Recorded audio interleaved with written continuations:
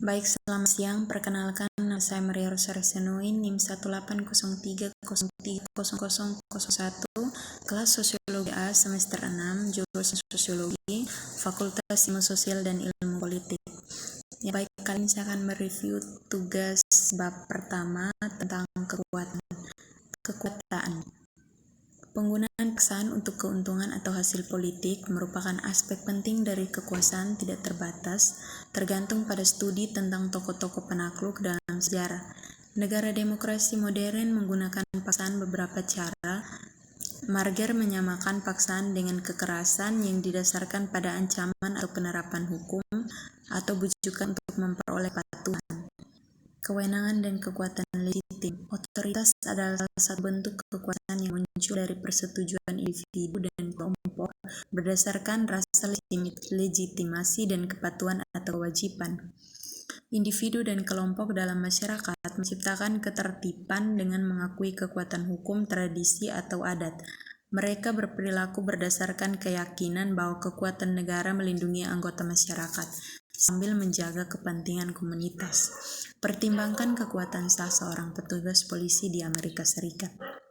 Kekuatan interdependen. Tenaga dapat beroperasi dengan cara yang lebih halus, menghasilkan dramatis perubahan interaksi sosial dan distribusi kekuasaan di masyarakat. Tentu, tipologinya fokus pada paksaan atau otoritas berbagi pandangan ini, tetapi ini adalah badan penelitian ketiga di bidang politik. Sosiologi mendorong kita untuk menggali lebih dalam hubungan kekuasaan di masyarakat dalam banyak hal politik. Sosiologi kala berkembang melampaui kesederhanaan pemikiran kekuasaan sebagai paksaan atau otoritas.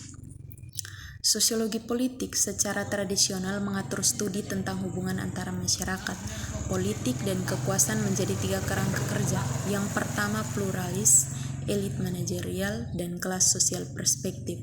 Kerangka kerja ini mewakili pandangan yang sangat berbeda tentang bagaimana kekuasaan didistribusikan masyarakat, bagaimana politik diatur secara sosial, dan seberapa signifikan individu, kelompok, organisasi, dan negara. Pada bagian ini, kita memeriksa asumsi dasar dari setiap kerangka kerja.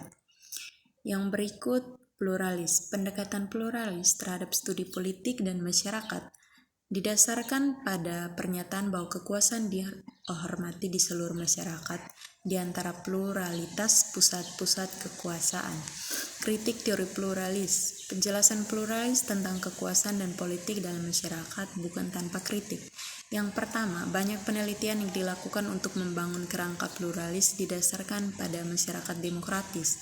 Yang kedua, penekanan pada kelompok mengasumsikan bahwa individu berpartisipasi dalam proses politik. Yang ketiga, ada juga bukti bahwa individu yang bergabung dengan kelompok dan asosiasi yang dipolitisasi cenderung melakukannya. Yang keempat, perpecahan sosial ini pada gilirannya dapat menciptakan polarisasi dan bukan konsensus nilai-nilai sebagai realis mempertahankan. Yang kelima, seperti yang akan kita lihat pada beberapa orang berpendapat bahwa birokrasi mengalahkan demokrasi. Elit atau pluralisme. Perspektif elit dalam sosiologi politik sangat kontras dengan perspektif pluralis. Fokusnya di sini adalah pada konsentrasi kekuasaan dalam masyarakat di tangan segelintir orang yang jatuh. Yang berikut, pemetaan konseptual dari berbagai jalur dan sosiologi politik sangat membantu untuk memvisualisasikan wilayah analitik pengenalan sosiologi politik ini. Kami berada dalam posisi untuk memanfaatkan penelitian tentang dasar sosial politik selama 100 tahun terakhir. Koser menawarkan yang penting dasar konseptual semacam ini ketika ia mengidentifikasi 4 topik inti sosiologi politik. Tapi pemahaman kita tentang kekuasaan dalam konteks sosialnya telah berkembang pesat hanya dalam 50 tahun terakhir. Alhasil kita bisa mengkonseptualisasikan kerja sosiologi politik seperti yang dijelaskan di belakang ini. Dengan demikian, studi tentang kekuasaan mengambil berbagai arena atau bidang sosiologi dan politik. Interaksi kekuasaan dijalankan melalui otoritas dan aturan yang sah di lingkungan negara. Kekuasaan bersifat dinamis dan konfliktual di ruang publik karena kelompok-kelompok sosial bersaing untuk mendapatkan perhatian atau kontrol atas negara. Kekuasaan bersifat ekonomis dan rasional Mungkin dalam lingkup pasar di mana-mana aturan kapitalis ekonomi menentukan alokasi sumber daya. Sekian dan terima kasih.